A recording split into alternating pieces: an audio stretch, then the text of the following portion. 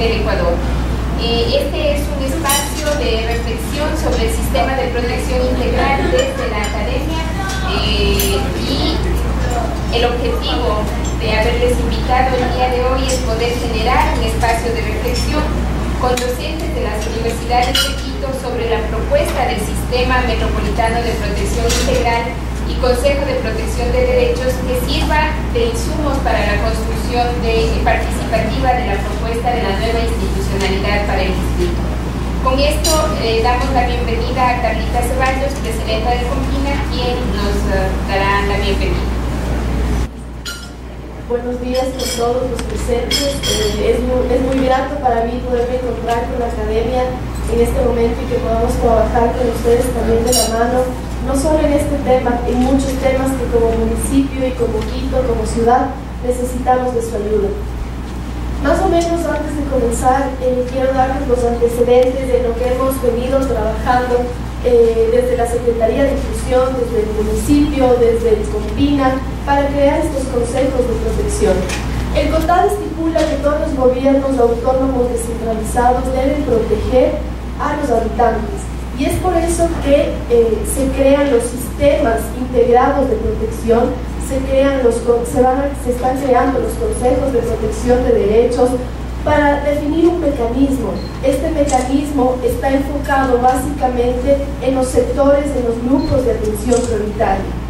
En julio de este año entró en vigencia la Ley Orgánica de Consejos Nacionales para la Igualdad, en temas como de género, interculturalidad, intergeneracional, personas con discapacidad y también en personas que se encuentran en situación de movilidad humana.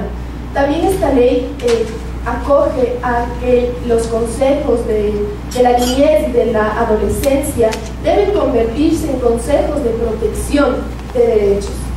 Y es por eso que desde el mes de mayo de este año, como municipio de Quito, ha venido en una transición para poder crear estos consejos de protección junto con la Secretaría de Inclusión Social y de manera muy coordinada con el COMPINA. De esta manera se han reunido con muchas organizaciones sociales, con muchos actores sociales y de esta forma poder trabajar con todos ellos para poder crear el objetivo final. Por otro lado, y paralelamente, el COMPINA ha venido transformándose, ha venido en esta transición para convertirse en el Consejo de Protección de Derechos.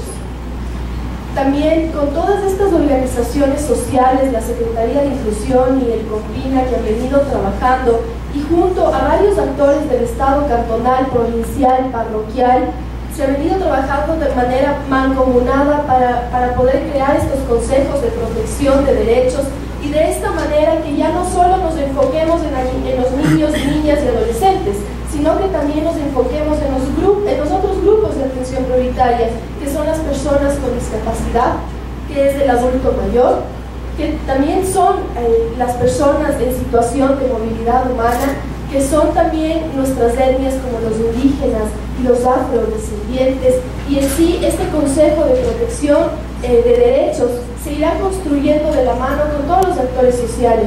Por eso quiero agradecerles su presencia en este desayuno, que trabajemos, que aprovechemos. Sus observaciones serán muy buenas, primero por su experiencia y segundo, por lo más importante, su conocimiento desde la academia nos ayudará mucho para que de esta manera podamos tener en nuestra ciudad unos verdaderos consejos de protección de derechos y velar por los derechos que todos los ciudadanos se merecen y que estamos en la obligación de cumplirlos y de protegerlos. Muchas gracias. Con Dan Pelicier, director nacional de Aldeas Infantiles SOS.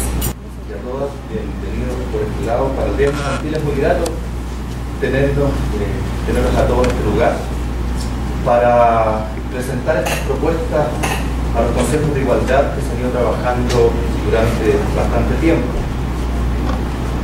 Para Aldeas Infantiles, como digo, es interesante participar de este evento, dado que desde hace ya algún tiempo y fuertemente en estos últimos años hemos estado trabajando también algunas propuestas de carácter interno en establecer algunas modificaciones incluso en función de lo que nosotros hemos venido desarrollando en los últimos 50 años en Ecuador. desde el punto de vista del acogimiento, desde el punto de vista del acogimiento socioeconómico, como así también desde el punto de vista del fortalecimiento de la familia, en el tema de la prevención. Por eso ha sido para nosotros bastante interesante, como digo, participar de estas discusiones desde un tiempo a esta parte. Es interesante porque también tenemos una mirada bastante integral de la situación, pero sí hay algunas preocupaciones. Nos interesa que se focalice también y no se pierda de vista en estos consejos de la igualdad el tema de la niñez y la adolescencia. Es un tema que para nosotros nos preocupa y les pedimos especialmente que lo tomen en consideración al momento de la discusión que ustedes desarrollen en el transcurso de este evento, en el transcurso de esta mañana, como así también en lo que siga.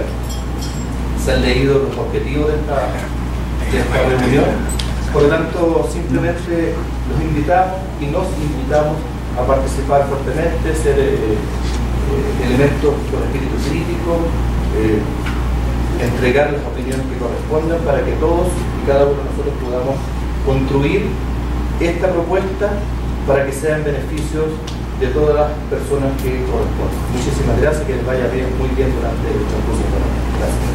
Guillermo Roballo, delegado de la Secretaría de Inclusión Social, quien realizará la exposición de la propuesta del Sistema de Protección Integral en el Distrito Metropolitano. La Secretaría de Inclusión Social, como parte del municipio del Distrito Metropolitano de Quito, tal como lo planteó Carla Ceballos, que es la concejala presidenta de la comisión, es un gusto poder compartir en esta jornada una parte adicional de lo que nosotros pensamos que es bastante importante, que es la discusión y el seguirle dando vueltas a qué significa el sistema de protección integral de derechos y adicionalmente cómo este sistema va cada vez fortaleciéndose. Yo creo que vamos a pasar un poco por alto toda la idea de los antecedentes legales, jurídicos, porque más allá de conocer mucho, de conocer poco, todos y todas las que estamos sentados aquí, conocemos cuáles son las obligatoriedades y por qué este traspaso de lo que significaba el CONVINA, el COMEDIS, el COMEDIR para el caso de Quito, hacia lo que significa este Consejo de Protección de Derechos. Pero previamente sí nos interesa un poco ir valorando cuál ha sido este proceso. Y aquí hay que hacer algunas puntualizaciones. La propuesta que ustedes van a ver nace justamente de un punto de vista académico. Justamente cuando estábamos iniciando las gestiones hacia mayo de este año en el marco del equipo que fue sumando Margarita Carranco en la Secretaría de Inclusión Social, fuimos sumando también a Verónica Moya, que en los actuales momentos está como secretaria ejecutiva del CONVINA en transición. Él había hecho justamente el trabajo de su tesis sobre el sistema de protección de derechos y cuáles serían estas reformas y estos potenciales avances que se puedan dar. Y ese fue el punto de partida que pudimos tener y creo que hay que reconocerlo, y como Margarita siempre nos plantea, ese reconocimiento tiene que hacerse en todos los espacios, porque posiblemente si es que no hubiera habido ese primer avance, ese primer borrador, ese primer material de discusión y adicionalmente la generosidad de su autora para ponerlo sobre la mesa y decirlo, destruyanlo, reháganlo, reármenlo, no es una cuestión acabada, no creo que estuviéramos donde estamos en los actuales momentos. Porque donde estamos en los actuales momentos es bastante interesante. Hemos estado y hemos podido compartir con otras municipalidades grandes como las de Guayaquil, como las de Cuenca, municipalidades intermedias, municipalidades pequeñas, y realmente tenemos que decir que Quito, conceptualmente y en lo práctico, está bastante más avanzado que otros municipios, lo cual nos da mucha alegría por un lado, porque significa que nuevamente en Quito podemos empezar a generar la batuta de lo que significa el sistema de protección, pero adicionalmente porque el proceso ha tenido esto, ha tenido un fuerte componente de participación. No nos hemos encerrado en unas oficinas ni frente a una computadora para solamente trabajar ese texto que nos ha dado Verónica hace ya unos 5 o 6 meses, sino que por el contrario empezamos a convocar a sectores sociales. De mayo hasta acá, más o menos han existido alrededor de 60 reuniones con los 10 sectores sociales, que ha incluido el sector social de defensores de animales y naturaleza, y adicionalmente el 27 de septiembre creo que tuvimos un punto muy particular y muy especial, que fue la posibilidad de reunirnos alrededor de 300 delegados y delegadas de organizaciones sociales en función de verificar cómo está la idea macro del proceso hacia el sistema de protección. Ahora bien, esa parte para nosotros como municipalidad es bastante importante, porque cuando entramos en el mes de mayo, y creo que entre todos nos conocemos, perdón, muchos de nosotros que estamos ahora en la Secretaría de Inclusión Social provenimos de varias experiencias de organizaciones sociales, de ONG, de la academia, etcétera, etcétera, etcétera, y teníamos nosotros entre ceja y ceja una situación. Ninguna propuesta que nazca desde esta Secretaría, que nazca desde este nuevo periodo municipal, tiene que salir de espaldas a la población, tiene que salir sin participación ciudadana. Y ese fue nuestro primer gran reto. Y nuestro segundo gran reto es cómo afinar los mecanismos de participación para no generar un modelo esquemático en donde todos y todas tengan que entrar por obligatoriedad. Es decir, que los niños entren de la misma manera que las mujeres, que los adultos mayores, que las personas con discapacidad, que las personas que viven en contextos de movilidad humana, que los animales, que el perro, que el gato, que todo el mundo. Entonces, fuimos generando modelos que se fueron acoplando a cada una de las identidades generacionales, de género, étnicas, culturales, de proveniencia, etcétera, etcétera, etcétera. Y ese es el fruto del proceso que hemos ido avanzando y teniendo hasta los actuales momentos. Ahora, para comentarles un poco cuáles han sido estos pasos, tal vez aquí podríamos resumirlos, tal vez en 8 temas bastante grandes. Como les decía, en mayo arranca todo este proceso también con una fuerte decisión política del alcalde, con una decisión de decir, el alcalde podía haber tomado una decisión. Tradicionalmente para el mes de mayo, y muchos de los que han estado de cerca con gobiernos locales creo que la escucharon durante bastantes veces en algunos municipios. Había y estaba circulando por varias ciudades un borrador de ordenanza, un borrador matriz, por llamarlo de alguna manera, creado por alguna entidad, en donde ya se decía cómo tiene que ser el Consejo de Protección de Derecho para todas las ciudades. Y lo único que había que poner muy creativamente era el gobierno autónomo descentralizado B, y podía uno poner Quito, lo mismo que le daba a poner Guamote, o lo mismo que le daba a poner Cuenca, o lo mismo que le daba a poner Tulcán. Entonces hubo una decisión política del alcalde de decir, eso es el más graso error, porque las realidades locales son locales. Las realidades locales son el punto de partida esencial para pensar y repensar la institucionalidad y los servicios y las formas y los procesos que cada ciudad vive. Entonces hay un primer punto de quiebre, porque la decisión política del alcalde es, vamos a hacer un proceso, aunque sea un poco más largo, aunque sea un poco más costoso, inclusive costoso políticamente podría haber sido, pero vamos a generarlo de manera participativa. Luego empezamos a tener una serie de reuniones, y ahí hay que reconocer que el primer sector con el cual nos reunimos es con el sector del movimiento de niños, niñas y adolescentes. En esa reunión, que fue más o menos hacia finales del mes de mayo, empezamos a levantar las preocupaciones. Estuvieron y participaron personas del proceso histórico del movimiento de infancia, pero también llegaron nuevos actores. Y a partir de esa reunión con el movimiento de niños, niñas y adolescentes, empezó también todo este proceso de empezar a regarse en todas las diferentes instancias sociales, en todos los diferentes sectores sociales. Luego, ya para de cara a la institucionalidad, más o menos alrededor del mes de julio o agosto, me parece, Alcompina oficialmente entró en un proceso de transición, en julio, ¿no es cierto? A ese proceso de transición del Compina, porque ustedes saben que en Quito legalmente existen 3 consejos metropolitanos que están en vigencia, que es el Compina para niñez, que es el Comedis para discapacidades y que es el Cosmedis para temas principalmente ligados al tema afroecuatoriano e indígena, que es la unidad, perdón, contra la discriminación racial. Luego de que el Compina nos dio el ejemplo de cómo hacer el proceso de transición, ya ha empezado también el proceso de transición del Comedis y del Comedis. Tanto el Comedis como el Comedis tienen una particularidad, son mucho más pequeños en tamaño y en expresión y de cómo se han ido fortaleciendo que el Compina. Entonces para nosotros nos interesaba mucho que el Compina también entre a un proceso de transición que sea muy adecuado, que sea muy hablado, que sea muy dialogado, por otra salvedad. Ustedes saben que en la ley, que en el COTAD, una de las disposiciones transitorias nos obligan a que los consejos cantonales, en este caso el Compina, pasen a ser parte del Consejo de Protección. Y ahí podría haber un potencial error, que es automáticamente traspasar solo Compina a CPMD, ¿no es cierto? CMPD, y pensar que ya la transición está hecha, pensar que los cambios han operado. Pero eso automáticamente nos hacía reflexionar sobre un potencial error. El simple cambio del nombre no nos asegura, no nos garantiza, no nos da ni siquiera la más mínima capacidad de decir que ahí va a estar involucrado la lucha de las mujeres, la lucha de la población LGBTI, la lucha de la población afrodescendiente, de los pueblos y nacionalidades, y etcétera, etcétera, etcétera. Luego, a partir de los meses de junio a septiembre, como les habíamos planteado, nos hemos estado reuniendo con estos 10 sectores sociales.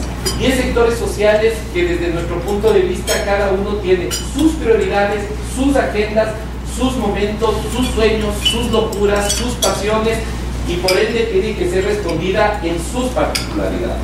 Nosotros estamos firmemente convencidos de que si bien el Consejo Metropolitano de Protección de Derechos aglutina a todas estas identidades, a todos estos sectores sociales, no puede desaparecer ninguna de las demandas, ninguno de los avances, ninguno de los sueños que han tenido cada uno de estos sectores sociales. Y ahí me hago eco de lo que decía Margarita Carranco y de lo que decía también Mauricio Rojas. Todo retroceso es violencia. Y frente al tema del Consejo de Protección de Derechos, no vamos a permitir ningún retroceso de ningún sector social. Como parte de este proceso de consulta, les había comentado que el 27 de septiembre se dio un hecho bastante significativo, que es poder reunir a 300 organizaciones sociales aquí en la ciudad de Quito, y cada sector social pudo definir 3, 4, 5, hasta 6 puntos de agenda prioritaria. Agenda prioritaria que le estamos engarzando entre lo que es el sistema de protección, su propia agenda sectorial y la construcción de planes hacia la igualdad. Luego ha empezado también un proceso de socialización y consulta a autoridades nacionales, provinciales, cantonales y parroquiales, porque sí creemos que este es un proceso de articulación. Nosotros más que nadie, y creo que estamos en un grupo que entiende bien todos los procesos de coyuntura política, estamos viviendo un momento en el cual potencialmente puede existir confrontaciones entre los niveles nacionales y locales. Más allá de cualquier confrontación, la idea de esta municipalidad es muy clara y concreta. Ninguna confrontación puede ser beneficiosa para la población. Y ante todo, la población y sus derechos está por sobre encima de cualquier partido político, de cualquier tendencia ideológica y de cualquier interés de turno. Entonces creemos mucho en el diálogo, en la capacidad de articulación de instancias y en el hecho de no duplicar y no generar acciones dispersas y fragmentadas. Luego hemos ido bajando estas consultas y estos procesos a manera de socialización en los diferentes niveles territoriales de la ciudad de Quito, la asamblea con todos estos actores que les había comentado, y estamos ahorita en el punto 8. Pero a ver, ese punto 8 que es bastante particular y bastante interesante. Ustedes saben que las cosas en derecho se deshacen como se hacen, ¿no es cierto? Tienen que nacer de una manera legal, fuerte y estructurada. Y eso significa que en el caso de Quito, el Consejo de Protección de Derechos y todo el sistema de protección de derechos, tal como la ley nos manda, tiene que ver la luz a través de una ordenanza metropolitana. Lo que hemos hecho nosotros es contratar un equipo externo a la Secretaría de Inclusión Social que está recogiendo el fruto de estas 60 reuniones con organizaciones sociales primero, ¿no es cierto? Está elaborando un borrador y vuelta a partir del 8, 9, 10 de noviembre, y esa fecha es bastante significativa porque ya está puesta, desde el 10 de noviembre hasta el 22 o 23 de noviembre, vamos a hacer una nueva ronda con todos los sectores sociales y aspiramos y esperamos poder verlos en el sector que ustedes quieran participar, o si no también podríamos armar una reunión más específica. ¿Para qué? Para leer esta propuesta de ordenanza y para darle todas las vueltas que haya que dar. Que no quede un ápice por fuera de esa ordenanza. Que todo esté absolutamente cubierto. Que todas las demandas se sientan con claridad expresadas en cada una de las partes de ese documento. Ahora, ¿por qué esa propuesta de ordenanza para nosotros es bastante significativa? Porque la ley nos va a marcar el rumbo que vaya a tomar. porque luego cualquier cosa que podamos hacer vía reglamento a la ordenanza, vía resoluciones tanto de alcaldía como de consejo metropolitano, no van a tener la fuerza de lo que tenga una ordenanza. Pero recién les estoy contando el segundo momento.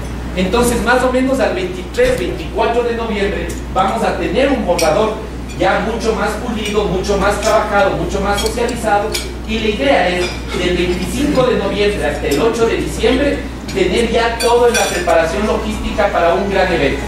El 10 de diciembre, la ciudadanía, no la Secretaría de Inclusión Social, no solo la Comisión de Inclusión Social, Equidad y Género, la ciudadanía, los representantes de estos 10 sectores sociales, en un acto festivo, conmemorativo y bastante simbólico por ser el Día de Derechos Humanos, le entregará la propuesta de ordenanza al alcalde y a los concejales y concejalas metropolitanas.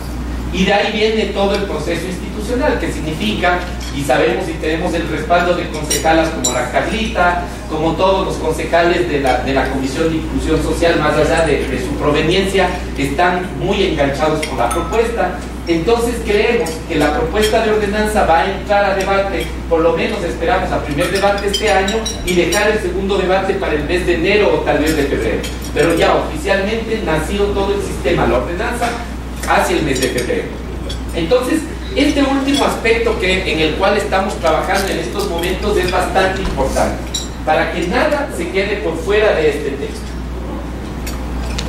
Ahora, nosotros en todas las presentaciones que hemos hecho, y creo que ya hay algunas gentes que nos repetimos 62 veces esta presentación, ya nos la conocemos de memoria, está de algún día cambiarla, nosotros planteamos siempre de dos preguntas: ¿para qué y para quiénes? ¿Para qué un sistema de protección de derechos? Más allá de lo que dice la ley. Y para nosotros la respuesta es clara: es para disminuir las brechas de inequidad existentes y garantizar la inclusión social. No es solamente para cumplir con el artículo 598 del COTAD o para cumplir la Ley de Consejos de la Igualdad emitida el 7 de julio de 2014. Para nada de eso nos sirve. Para nosotros el sistema de protección tiene esas dos condicionalidades: disminución de brechas de inequidad y garantizar inclusión social. ¿Y para quién es el sistema de protección? Para todos los grupos y actores sociales de la ciudad: niños, niñas y adolescentes, jóvenes, adultos y adultas mayores, y en eso podríamos ir planteando algunos parámetros, ¿no? Cada uno de los procesos de consulta, como les comentaba, han sido diferenciados y diferentes. Con niños y niñas nos hemos anclado mucho al trabajo particular que ha tenido el CONFIN y que ha sido bastante bueno. Con los jóvenes y las jóvenes nos hemos creado el denominado Cabildo de Guambras, que es una estructura que ha ido discutiendo en cada una de las administraciones zonales. Hace un par de semanas tuvimos un cabildo distrital, hemos tenido cabildos temáticos de los hipoperos, de los rockeros, de los grafiteros, de los ni sé quiénes y de los ni sé cuántos. Y el 8 de noviembre, en cambio, los jóvenes y las jóvenes le van a entregar la agenda al alcalde. Una agenda de sueños que tiene 39 sueños. 39 sueños divididos en 6 ejes de derechos. Es una locura. Es, como diría Margarita Carranco, esa agenda es pura pasión, locura y adrenalina. Ha sido una cosa riquísima, una cosa por fuera de este mundo, y que creemos que como experiencia de participación nos posibilita para el 2015 construir un sistema más o menos similar para otros sectores sociales.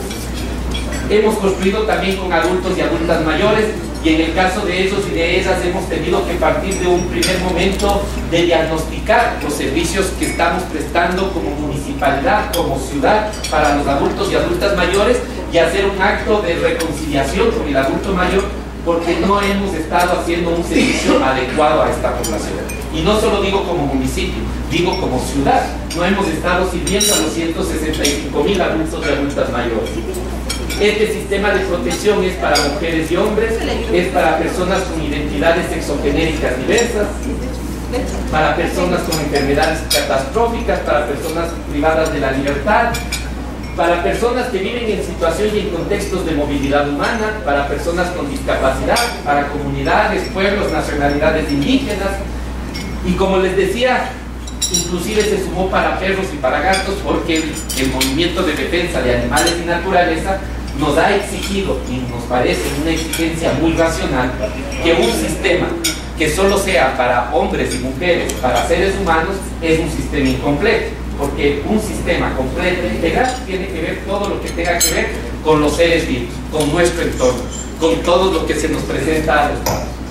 Entonces, para resumir, el sistema de protección es un conjunto articulado, coordinado y relacional de una serie de subsistemas, instituciones, políticas, normas, programas, servicios que aseguran el ejercicio, la garantía y la exigibilidad de los derechos de los ciudadanos y las ciudadanas.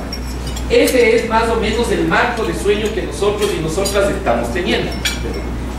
Como les decía, esta parte no quiero detenerme porque adicionalmente ustedes, por los lugares donde provienen, lo conocen al derecho y al revés, y más bien ustedes, muchos de ustedes aquí me han dado cátedra sobre legislación y derecho. Aquí está nuestra querida amiga Gardeña, que es una maravilla en esto. Pero solamente para confirmar, nosotros hemos estado muy apegados a los principios básicos de todo lo que significa el sistema de protección de derechos planteado en la Constitución, planteado en el Código de Ordenamiento y Organización Territorial, en la propia ley de consejos nacionales para la igualdad. Ahora bien, la construcción de este sistema integral para nosotros parte principalmente de reconocer una serie de principios y de enfoques. Estos principios son el reconocimiento a las diferencias. Había un temor, yo creo que a veces muy justificado, otras veces no tan justificado en algunos sectores sociales, de que y ahora con el consejo, con este sistema, yo voy a perder todo lo que hemos avanzado como mujeres, yo voy a perder todo lo que hemos avanzado como infancia y adolescencia, no me van a reconocer ahí me van a meter en un solo costal y no vamos a tener esa particularidad. Y hemos partido de un hecho básico, el reconocimiento a la diferencia. Si por ahí me regalan un cafecito, mucho gusto, en agüita. Eso es lo malo de venir y poner estos desayunos. Uno habla, y entonces ya les enseñé lo que ya les pasan hasta el postre, pero ven, después me dan uno para cenar. Ese reconocimiento a las diferencias es supremamente básico e importante, porque a partir de eso hemos empezado también a generar un chip diferente para nosotros como Secretaría de Inclusión Social.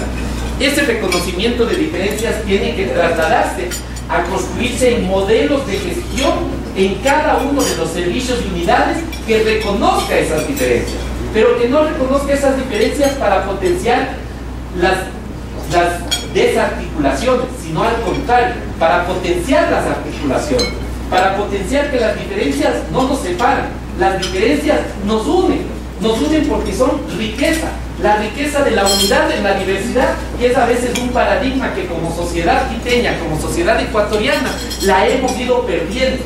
Entonces esa diferenciación, contrariamente a alejarnos, tiene que acercarnos, y ese es un principio básico.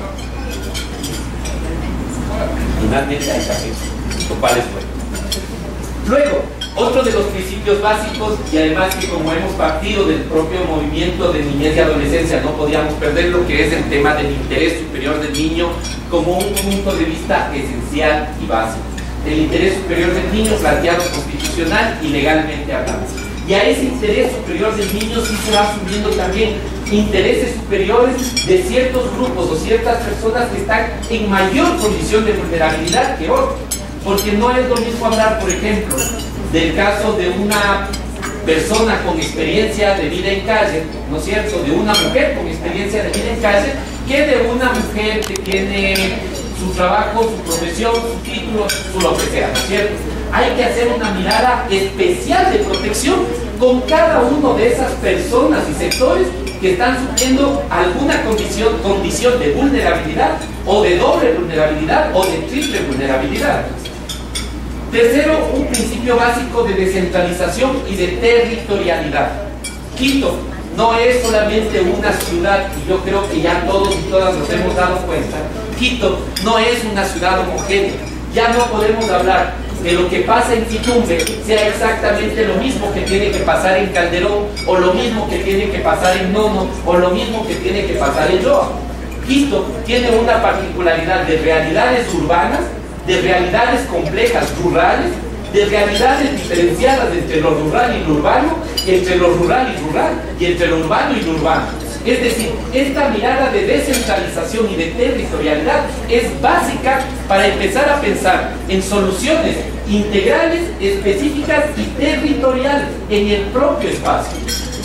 Luego un principio básico de concurrencia principalmente lo que significa las competencias, de complementariedad en las acciones. No es nuestro sentido el seguir creando estructuras sobre estructuras, y aquí valga la oportunidad, ahora que estamos en la discusión del presupuesto para el año 2015, haciendo un va para atrás de la historia de Quito, nos damos cuenta que a veces hemos sido especialistas en crear instituciones sin contenidos, sin procesos, sin procedimientos, sin modelos, y al final del día lo que genera es una pelea por competencia. ¿Y quién es el que sale o la que sale perjudicado y perjudicada de todo eso? No es el municipio, no es el funcionario municipal, es la ciudadanía. Es una ciudadanía que en lugar de tener 10 instancias que le protejan derechos, tienen 10 instancias que se pelean por no proteger derechos. Entonces eso es un elemento básico para nosotros y para nuestro entender. Un principio de articulación, de subsidiariedad, de cooperación entre lo público y privado, y particularmente el último principio, que es el que más nos gusta, de participación. Y vuelvo a reiterarles lo que tanto Mauricio Rodas, Margarita Carranco y las diferentes autoridades del municipio nos hemos ido planteando. Nada de espaldas a la población, nada de espaldas a la gente. No pensar en Quito sin los que habitamos en Quito. Los enfoques que estamos utilizando para este sistema de protección principalmente son 4. El enfoque de derechos, un enfoque sistémico, un enfoque de especialidad y de integralidad, y los enfoques de género, interculturalidad, intergeneracionalidad, discapacidad y movilidad. Todo esto para nosotros contribuye al eje estratégico de la nueva planificación del municipio del Distrito Metropolitano de Quito, que habla de Quito como una ciudad solidaria. Valga la oportunidad para decirles que muy pronto podrán conocerlos. El nuevo plan de desarrollo del Distrito Metropolitano de Quito fundamenta su acción sobre 3 ejes: Quito inteligente, Quito de oportunidades y Quito solidario. Ahora bien, el sistema de protección integral, más o menos en un esquema grande, para que lo podamos entender, más o menos está visualizado en este marco de estos 4 grandes procesos. Hay un municipio, hay una institucionalidad local que define, ejecuta las políticas públicas de protección e inclusión en el distrito metropolitano. Luego, este Consejo Metropolitano de Derechos, formula, transversaliza, observa, sigue y evalúa la política pública, que es lo que nos plantea el TOTAS, que es lo que nos plantea la Ley de Consejos de la Igualdad. A esto le hemos sumado 9 consejos consultivos. Y le hemos sumado 9 y no 10 consejos consultivos, porque si ustedes hacen ahí un paneo, están todos los sectores sociales humanos, pero nos falta el sector social no humano, el de animales y naturaleza, porque la idea del consejo consultivo es la participación directa, no tutelada, del sector social. Es decir, en ese consejo de niños, niñas y adolescentes tienen que estar los niños, niñas y adolescentes. No podemos estar los adultos que les defendemos a los niños. En ese consejo de adultos mayores tienen que estar los adultos y las adultas mayores.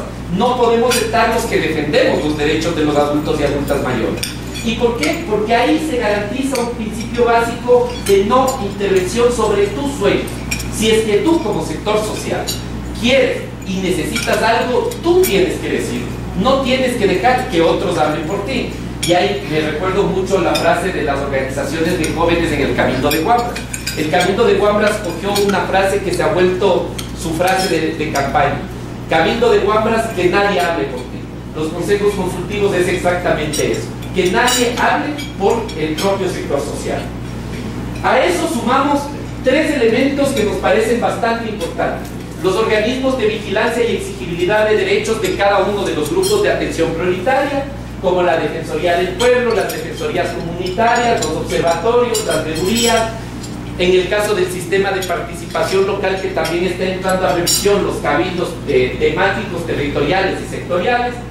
Luego tenemos los organismos de protección y restitución de derechos, ya sean generales y específicos a cada grupo o temática, de justicia especializada, tribunales de justicia, juzgados, fiscalía, defensoría pública.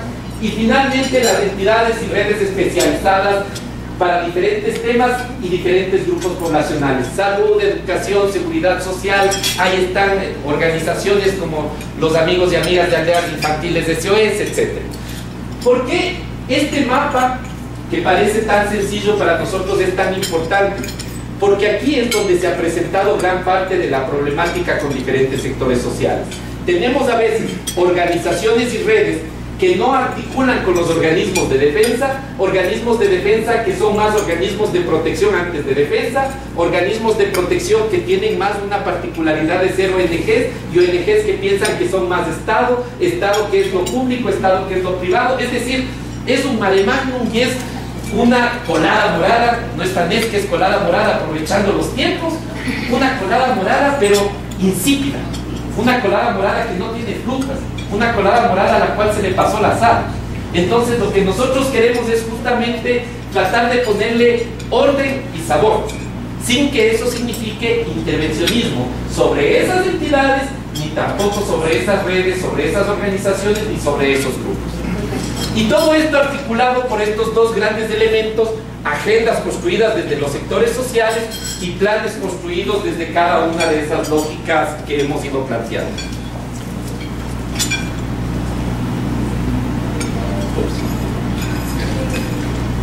Bueno, esto podríamos pasar bastante rápido porque es lo que plantea la ley, ¿no es cierto? Los principios del Consejo de Protección: la igualdad, la alternabilidad, el pluralismo, la interculturalidad, la participación, la autonomía, etcétera, y las atribuciones del Consejo que están planteadas con mucha claridad en la legislación. Y pasarle rápido porque creemos que esto es más bonito e interesante. Esto es lo que se va a reflejar en la ordenanza, ¿sí? Tenemos un Consejo Metropolitano de Protección de Derechos que hasta ahorita estaría conformada por 18 personas, por 18 representaciones, disculpen, que serían 9 del Estado, 9 de la sociedad civil, para respetar el principio de paridad, ¿no es cierto?, de que no haya más representantes del Estado que de la sociedad civil. El de la sociedad civil creo que es bastante entendible, que están los 9 sectores sociales, obviamente por las razones que habíamos explicado. Por ahí es posible que en estos días tenga que aparecer un Consejo de Protección con 20 delegados y no con 18, y tal vez ahí nos toque hacer un ejercicio de pensar quién más tiene que entrar acá, porque acá me parece que es uno de los puntos claros de definición. ¿Quiénes tienen que estar como representantes del Estado? No pueden estar aquellos sectores que son los que prestan servicios. ¿Por qué? Porque significaría que se convierten en juez y parte. Por eso es que acá no aparecen los ministerios de línea, según ahora les llaman, ¿no?, de línea baja o de línea alta, MIES, de educación, etcétera, porque ellos y ellas son prestadores de servicios. Imagínense lo que significaría un ministerio prestador de servicios en el lugar donde tiene que juzgarse la prestación de ese servicio. O sea, no hay mucha lógica. Lo que sí hemos tratado, y todavía esto es una vuelta de discusión, así que si es que alguien tiene una mejor idea, pues con todo gusto, estamos tratando de unificar el Estado local, el Estado local provincial, el Estado local parroquial y el Estado local nacional.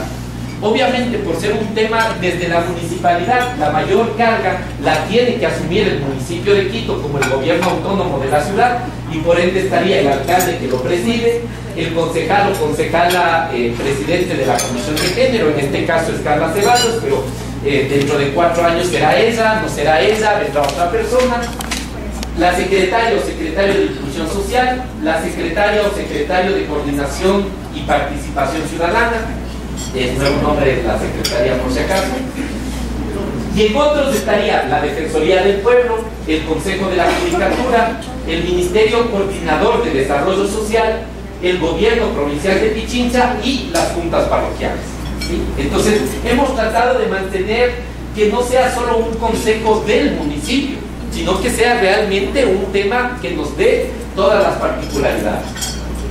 A este Consejo de Protección le siguen muy de cerca los 9 consejos consultivos sectoriales, ¿no es cierto?, conformados, y en eso también queremos empezar a pedir ideas. ¿Cómo vamos a llamar a la conformación de estos consejos consultivos? ¿Cuál va a ser los mecanismos?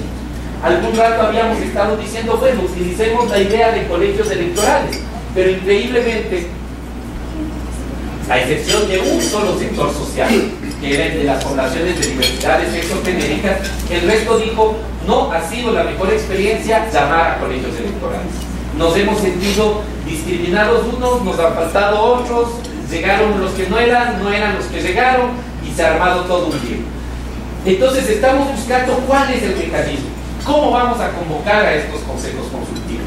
El primer consejo consultivo que tengamos que convocar hacia enero o febrero del próximo año, va a ser la muestra clara de cómo cada sector social va a tener que ir convocándose. Ahora, la estructura abajo de este consejo está más o menos encabezada por un secretario o secretaria técnica del Consejo de Protección de Derechos. Obviamente estamos en el nivel político y acá ya estamos en un nivel técnico. Y en este nivel técnico va a haber una serie de unidades, ¿no es cierto? Y a estas unidades va a haber una serie de subsistemas y de mesas temáticas. Las mesas temáticas por temas que son transversales o que no afectan a un solo sector social. Por ejemplo, algo que nos hemos topado en la actualidad. Algo que nos topamos, en la administración actual. De repente empezamos a preocuparnos mucho por el tema de la trata y de cómo está abordando la trata en el municipio de Quito. Bueno, Secretaría de Inclusión Social tiene esa carga. A ver, veamos cómo lo hacemos. ¿En dónde estaban tratando trata? El tema de trata estaba en la unidad de niños, niñas y adolescentes. Bueno, suena lógico porque la ordenanza le dio mucho peso en el tema de trata al COMPINA en aquel entonces, en el año 2007 o 2008. Pero ¿y no han conversado con la gente de la unidad de movilidad humana? No, no se nos ha ocurrido. ¿Y no han conversado con la unidad de género? No, no se nos ha ocurrido. Entonces, se vislumbró toda una idea para temas como la trata, el maltrato, el abuso, la explotación, etcétera, que son temas transversales que afectan a varios sectores sociales, y los ubicando en esa dimensión, que no estén anclados solo a un tema o a un sector social en específico. El otro tema que queremos ir pensando y que me parece que el aporte de tan valioso grupo de académicos y académicas es cómo ir configurando unidades y subsistemas fuertes, unidades y subsistemas que respondan a las lógicas y a las necesidades de la población, porque ese es el tema que les vuelvo a reiterar. Cuando entramos al actual municipio de Quito, a la nueva administración, y empezamos a hacer un paneo de servicios que se prestan a través de sistemas integrados de servicios a los diferentes sectores ciudadanos, el problema no es que no hay esos servicios, el problema es que todos están dispersos, todos están no complementarios, todos están peleándose, todos están queriendo, más bien dicho, todos están sin saber qué me toca a mí. Entonces, el gran problema es que cuando de repente hay temas esenciales, supremamente fuertes, no hay quien atienda esos temas esenciales y supremamente fuertes. Entonces, ¿cómo pensar en unidades y subsistemas que duren en el largo plazo, que no sean eventuales ni temporales, que no tengamos que irlos a cambiar, que no tengamos que pensar en la ordenanza de febrero aprobada y en marzo ya una reforma a la ordenanza porque nos dimos cuenta que nos hemos jalado en los subsistemas? Sino que podamos probar, pero probar con certeza, porque la gente sí merece un buen trato y un buen servicio. Y creo que esta última frase, y con esto termino, resume todo eso. Para nosotros, para nosotras, como municipio del Distrito Metropolitano de Quito, con toda la particularidad que tenemos, secretarías, agencias, empresas, alcaldes, concejales, concejalas, etcétera, etcétera, para nosotros todos estos esfuerzos, más allá de cualquier obligación legal, están por eso, porque nosotros sí tenemos el sueño de que Quito sea declarada la capital de la inclusión, y una declaratoria no dada por los concejales y concejalas, no dada por los funcionarios que estamos en este momento aquí, que somos muy temporales, no dada por un grupo en específico, sino dada por la ciudadanía, porque la ciudadanía sienta que Quito le está respondiendo, que Quito le da posibilidades y que en Quito es posible que esta palabra inclusión, más allá de ser un cliché, sea realmente parte de nuestra cotidianidad. Y le dejo entonces ya, creo que es Benito, Tati, muchas gracias por su paciencia, para que hayan disfrutado el desayuno como yo no disfruté, pero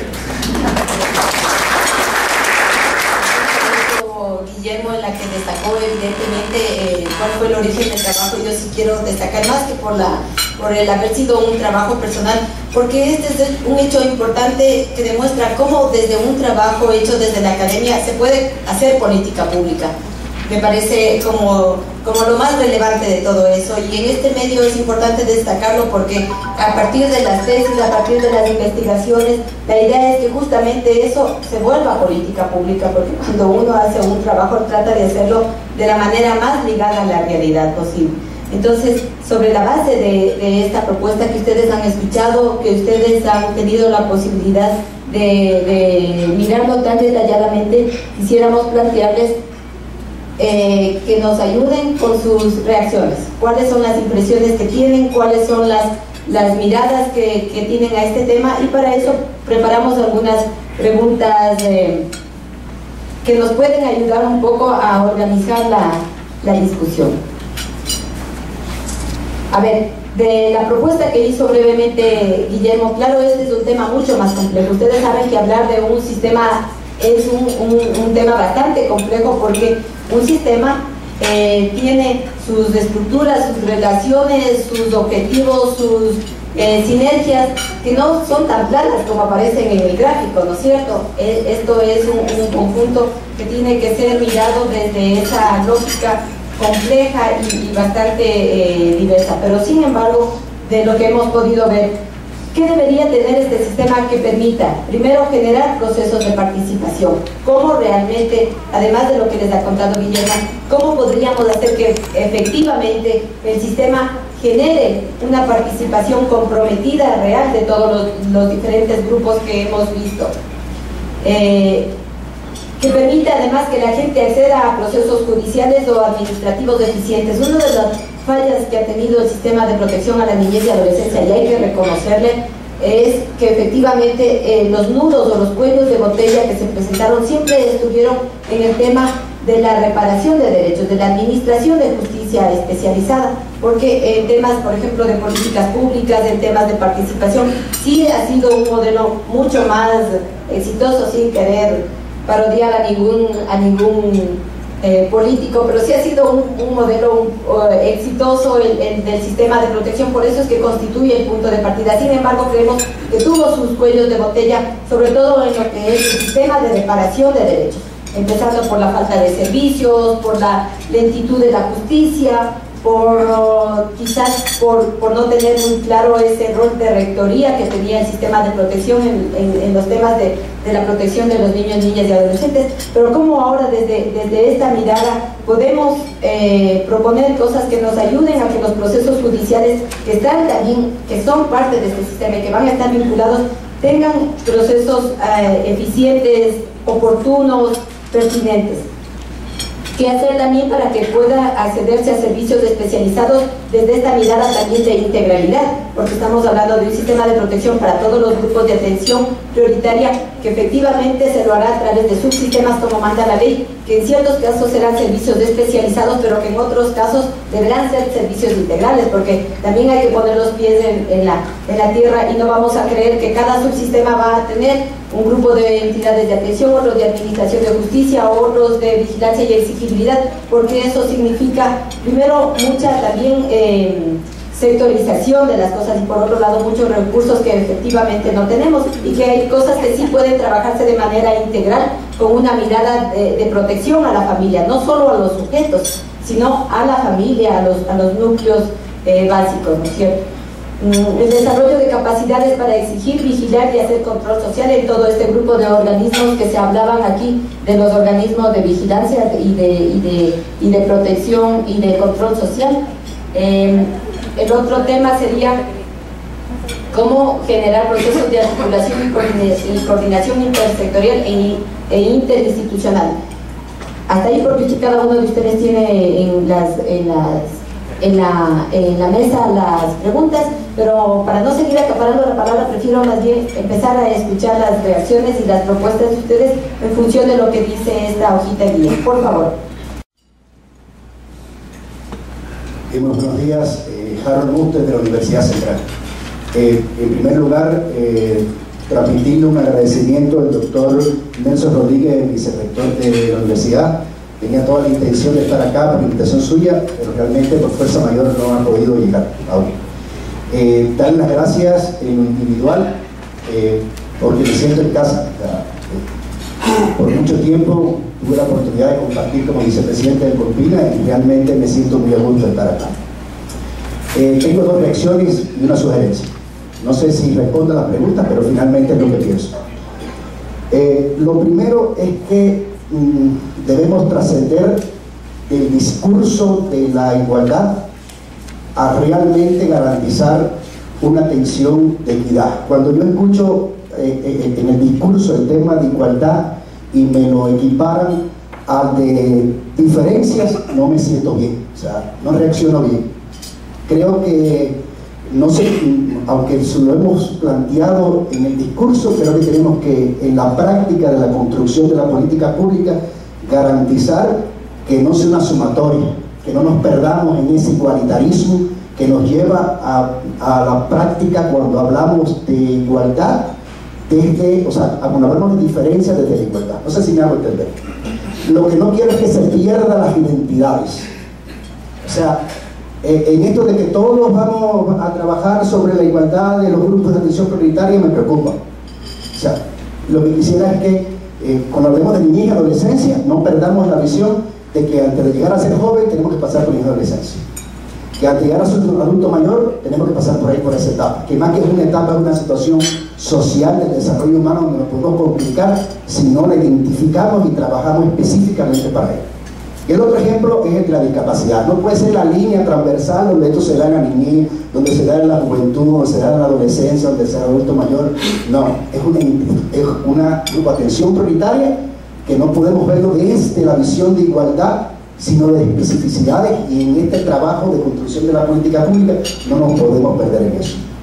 La otra preocupación es el tema de descentralización. O sea, estamos escuchando que el Consejo tiene una construcción paritaria, pero las experiencias de mi Colpina me hicieron ver que el tema de descentralización tiene que ir mucho más allá de una construcción, de una conformación de consejo.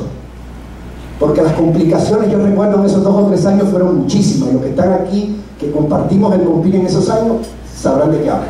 O sea, tiene que haber una verdadera descentralización. El municipio metropolitano de Quito, a través de la Secretaría de Inclusión, no puede gobernar el Consejo. O sea, lo digo así porque lo siento. O sea, no puede gobernar el Consejo.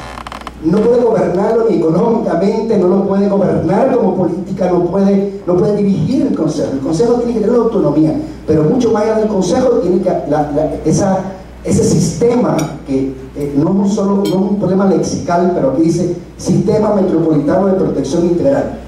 No veo lo de autonomía, el sistema con autonomía, no lo veo con eso que va más allá de lo lexical y que realmente tiene que ser autónomo. Ese sistema, si no es autónomo, no funciona. La práctica por muchos años nos ha dicho, no funciona. Entonces, creo que más allá de decirlo, más allá de la presentación, más allá del discurso, debe lograrse, y estamos dispuestos a colaborar como Universidad Central en este sentido para que realmente en la práctica tenga autonomía el Consejo y el sistema. Y lo último es realmente lo que considero que desde la academia se puede hacer, mucho más allá de venir a aportar en pedacitos, o sea, a responder preguntas, hacernos creer que estamos haciendo una verdadera consulta, y realmente lo que venimos a responder preguntas. Creo que la universidad, la cátedra, la academia, tiene que ir mucho más allá, pero no se puede hacer solos y separados. La ley de educación superior y su reglamento nos da la posibilidad de crear redes universitarias. La autonomía universitaria tiene una gran ventaja, una gran oportunidad, pero también tiene desventajas, porque si no nos queremos islas, tenemos que tender los puentes entre esas islas que a veces no queremos las universidades. Entonces, por ley, lo único que nos logra unir y producir entre todos es una red académica, una red universitaria, y por qué no una red universitaria intergeneracional, por qué no una red universitaria que garantice todos los derechos o que contribuya a la garantía de los derechos de estas poblaciones de atención prioritaria. Creo que el mayor aporte de la universidad hoy en el Ecuador, hoy por hoy, está en la conformación de una red que permita unirnos y producir entre todos, porque no es un problema de Quito, no es el problema de otro lugar, sino que es un problema de atención, es un problema de protección, es un problema de que esa protección sea integral, de producir desde la investigación, desde formar, desde un currículum, puestos de acuerdo, no igualitarios, pero puestos de acuerdo, y resolver problemas, verdaderos problemas sociales de la ciencia, de la universidad, pero en una verdadera vinculación con la sociedad, donde todas las universidades, y no es utopía, porque el Ecuador ya tiene experiencia en otras redes y venimos resolviendo el problema, grandes problemas del país entre todas las universidades. Gracias. Listo, ¿quién más desea expresar su opinión?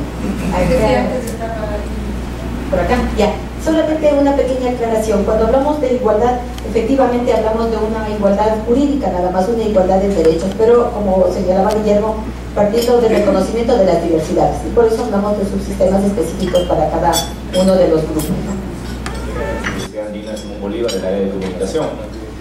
Quizá lo que voy a decir es una verdad de perogrullo, pero quisiera poner énfasis en esto, dado nuestro lugar de enunciación, que es la academia, y dado además cierta trayectoria de seguimiento que personalmente he venido dando a la posibilidad de relación entre la política pública y la producción académica. Y ciertamente lo que yo puedo apreciar que de pronto pueda también servir como una línea de trabajo es revisar si realmente es real la articulación entre la producción académica y la política pública, porque más allá de la descripción administrativa, más allá de todo la arquitectura administrativa, yo he constatado que una cosa es lo que está pensando la academia y otra cosa es lo que se está ejecutando en las políticas públicas. Pensando en el tema de mujeres y diversidades sexogenéricas, sobre todo en el segundo campo, ha habido una total vuelta de espaldas de ambos sectores, porque mientras que la academia está proponiendo unas cosas o está yéndose por un lado, la administración pública tampoco ha hecho un link con la academia. Entonces creo que si pensamos en una posible articulación desde la academia, esta tendría que ser, por lo último que señalaba el compañero, de generar redes de investigación, justamente que es el lugar desde el que nosotros provenimos. No creo que haya que decir más sobre esto, pero ciertamente lo que se puede apreciar es esa falta de insumos que tienen que ver con los debates académicos dentro de los diseños y las ejecuciones de las políticas públicas. Gracias. Como miembro del programa de derechos humanos,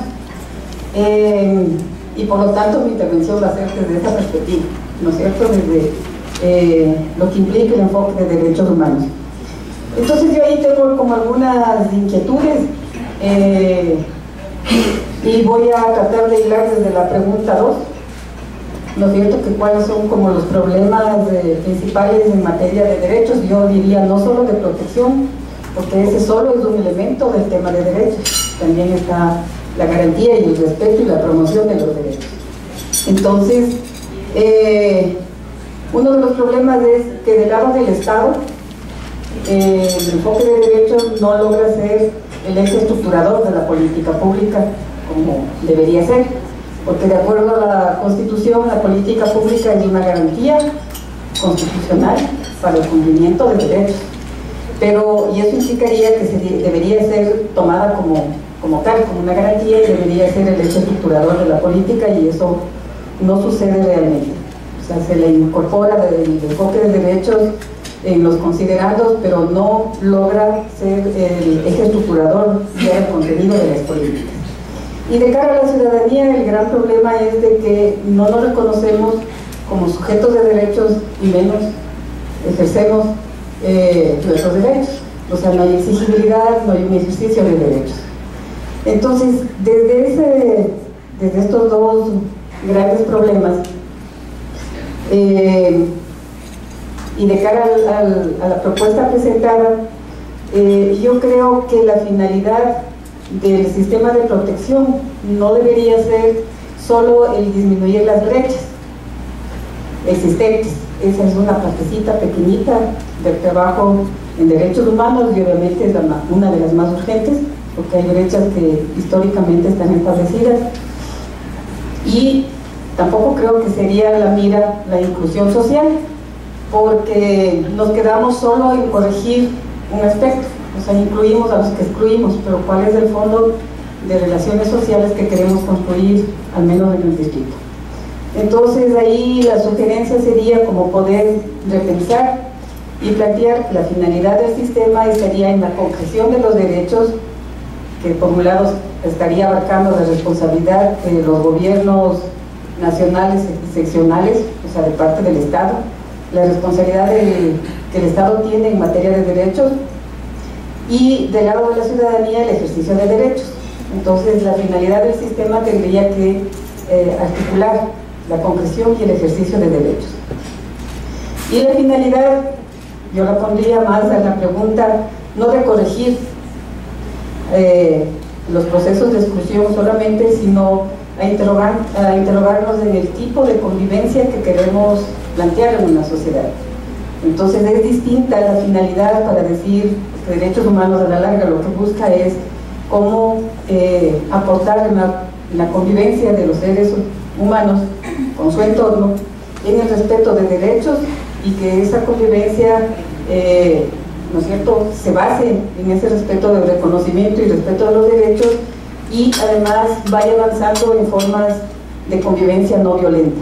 Entonces, al menos ese sería el sueño o el ideal desde derechos humanos respecto de una sociedad.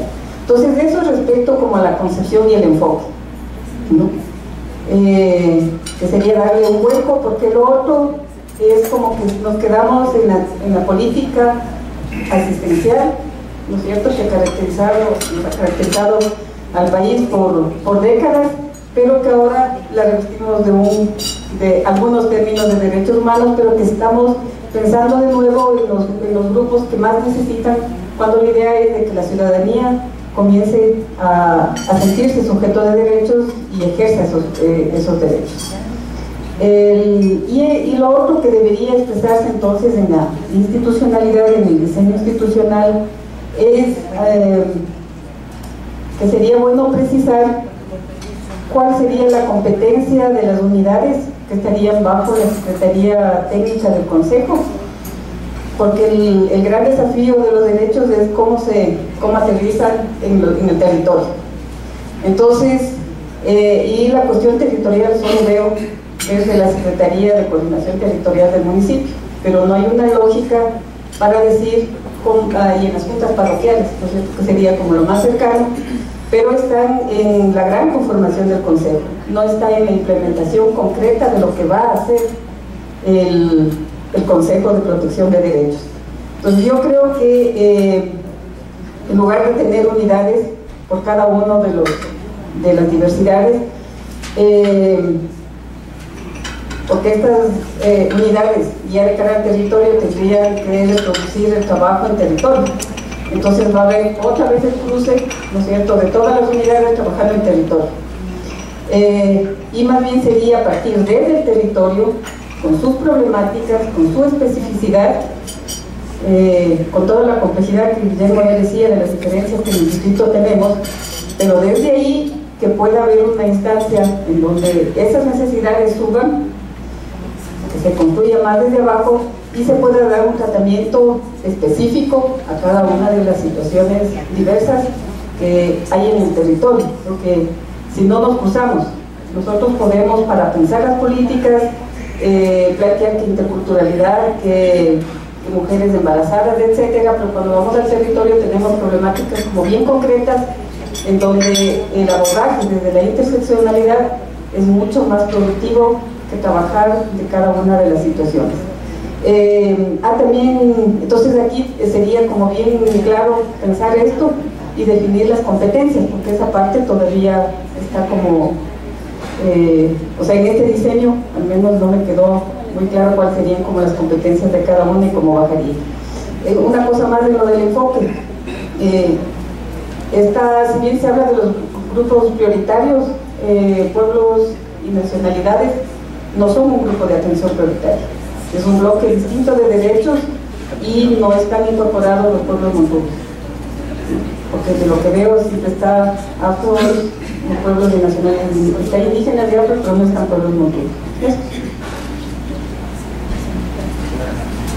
Muchas gracias, Gardenia, por acá nos pidieron la palabra y ya le doy luego a Doris. En realidad lo que dice Verónica es que un trabajo que se produce en el ámbito académico está sirviendo como un referente básico para todo este proceso complejo y que está llevando adelante el CONPINA, digamos, con la convergencia de varios esfuerzos institucionales.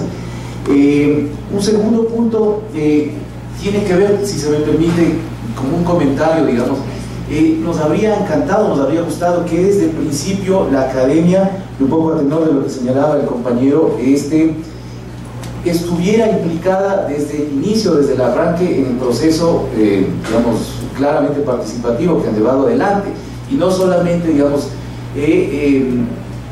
estemos presentes en ciertos momentos de interconsultas. Eso me parece que habría que considerarlo, digamos, digamos, a modo solamente de una observación al momento desde afuera. Y ligado a este punto, el tema, digamos, aparentemente obvio de la conformación o constitución de redes académicas.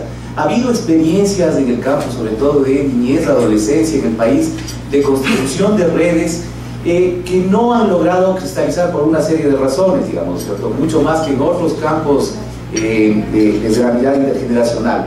Pero me parece que el asunto pasa también por el tema de esta combinación compleja de especificidad y articulaciones, es decir, qué es lo específico un poco que se espera de la academia, qué podemos ofrecer, qué condiciones hacen posible nuestra real participación, contribución y aporte, por un lado, pero por otro lado, qué condiciones desde la institucionalidad hacen posible que esa propia institucionalidad, junto con la academia, ¿no es cierto?, podamos trascender estos momentos de encuentro coyuntural, y que más bien, en definitiva, pensemos, si se quiere, en términos un poco más, no sé, estructurales, es decir, en donde el funcionamiento,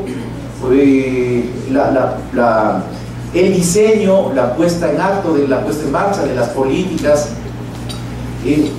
tenga en definitiva siempre un acompañamiento, una asesoría desde la academia. Y eso me parece que está a la base de eso que aparentemente es tan fácil decir, conformación de una red, pero que en definitiva supone ya, digamos, al menos visualizar preliminarmente una agenda. Y esa agenda me parece que van los puntos que los compañeros han señalado ya y que son tremendamente complejos. Y ahí en definitiva, no sé, habría 4, 5, 10 puntos que plantear inicialmente, empezando desde un conocimiento más o menos afinado de la densa normativa que enmarca todo el funcionamiento de, sabemos, de una partecita que es el Consejo Nacional de Igualdad Intergeneracional, su lugar en el Sistema Nacional de Participación, de Planificación Participativa, cómo eso se articula en términos más, digamos, verticales con los consejos de protección de derechos, y cómo los consejos de protección de derechos en estos 5 ámbitos, más allá de la estructura, digamos, cómo la academia puede contribuir para pensar el funcionamiento, es decir, las articulaciones y las dinámicas concretas en estos 5 ámbitos, porque un poco ahí es donde me parece que se complejiza la mirada y hay que verlo más allá de términos verticales y horizontales. Ahí entra en función de, digamos, qué está previsto desde el Consejo de Competencias, por ejemplo. ¿Cuál va a ser la relación de autonomía y especificidad con el Consejo Municipal y el Consejo de Protección de Derechos en sus 5 ámbitos? ¿Qué capacidades instaladas están actualmente y cuáles son las que se requieren para el funcionamiento de estos 5 ámbitos? Y una serie de cuestiones más que, digamos, son de índole, diríamos, de funcionamiento técnico-administrativo. Entonces me parece que digamos, pensar la posibilidad de constitución de una red académica tiene que pasar necesariamente por la identificación conjunta, es es decir, de la institucionalidad pública, privada y la academia, respecto de puntos de agenda que en realidad pongan a funcionar la red. Entonces eso me parece que, repito, me parece ha sido una especie de falencia en experiencias anteriores de constitución de redes, porque hemos empezado planteando cómo va a estar estructurada la red y de alguna forma no considerando, no tomando en cuenta los puntos de funcionamiento, las dinámicas de funcionamiento sobre la base de algunos puntos de agenda que evidentemente están por definirse todavía en este marco estructural que ustedes han trabajado hasta ahora.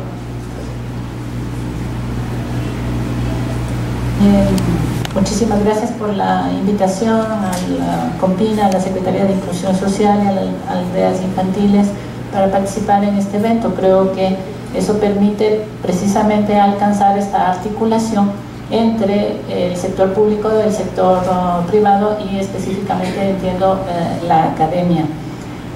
Tengo 4 reflexiones en función de lo que han propuesto o están proponiendo ustedes y también en función de las preguntas planteadas. Uno de ellos, creo que el gran desafío para todo sistema es la articulación. Si desean introducirse en el enfoque sistémico, precisamente uno de los más grandes problemas es cómo se articulan los diferentes subsistemas. Y aunque me dicen que hablar del tema de red es casi una herejía, me gustaría señalar eso. La propuesta de concebir esta articulación como una red, y casi como una red, diría hasta orgánica, ¿ya? En donde hay la cabeza, que sería el consejo, pero también que tiene unas partes operativas, digamos las manos, y unas partes de movilidad que serían como las piernas. Pero también habrá otras instituciones que se conviertan como en el corazón, el cerebro, los pulmones que den oxígeno a esta organización. Entonces, si lo podemos pensar de esa forma, creo que puede facilitar esta articulación. Y desde el punto de vista sistémico, creo que la concepción ecosistémica podría favorecer esta articulación. Esta concepción nos ayuda a entender a qué nivel participa cada organización y cómo se puede vincular o articular con las otras partes del sistema. Entonces ahí tenemos los que hacen la política pública, los ejecutores de la política pública, pero también, y no hay que perder de vista, la sociedad civil, los niños, las familias, las personas con discapacidades y el resto de personas. Entonces, esta red permitiría incluir, y ahí quizá va mi sugerencia para esta imagen, yo creo que ahí todavía lo están pensando desde el Consejo, pero quizás sí se puede complejizar un poco más esa construcción, introduciendo cuál sería la articulación de ese Consejo con los servicios especializados, con los servicios de protección de derechos y con la academia, es decir, con nosotros. ¿Y cómo se logra esta articulación? Hay un principio que dice que la información es la corriente más poderosa que organiza un sistema. Entonces, no solamente hay que pensar quiénes van a participar, sino cómo se van a comunicar. Cuáles son las vías para dar información, dar y recibir información. ¿Qué clase de información pasa? Y fundamentalmente esto, ¿cómo se va a dar esa información? Entonces, la comunicación es un eje esencial que permite la articulación de todo el sistema. Y una parte de esta información, por supuesto, y ahí va el comercial para la academia, es la formación. Entonces, una parte de nuestra implicación podría ser precisamente en la formación sobre los temas que les competen al Consejo. Nosotros podríamos participar desde esa área y también, obteniendo información. Eso es que también es otra área de especialidad de la academia, que es la investigación. Es decir, participando con procesos de investigación para obtener información que le ayude a una mejor actividad y a una mejor lograr pertinencia, que es tan importante para la legislación actual, a la institución. Y a diferencia de Harold, que hablaba mucho del tema de la autonomía, yo digo también la autonomía es una utopía porque somos seres sociales, y en sistemas hablamos de interdependencia, es decir, reconocemos la diferencia del otro consejo, reconocemos sus acciones, pero también cómo nos conectamos para trabajar juntos y lograr lo que tú decías, la sinergia. Solamente se logra sinergia cuando dos sistemas trabajan juntos para lograr un objetivo común. Y yo creo que todo esto, si lo logramos, y me incluyo en eso porque, bueno, nos han invitado y entonces entiendo que será por algo,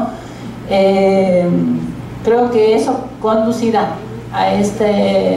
a cumplir este principio que encuentro muy interesante, que es el ser humano en el centro.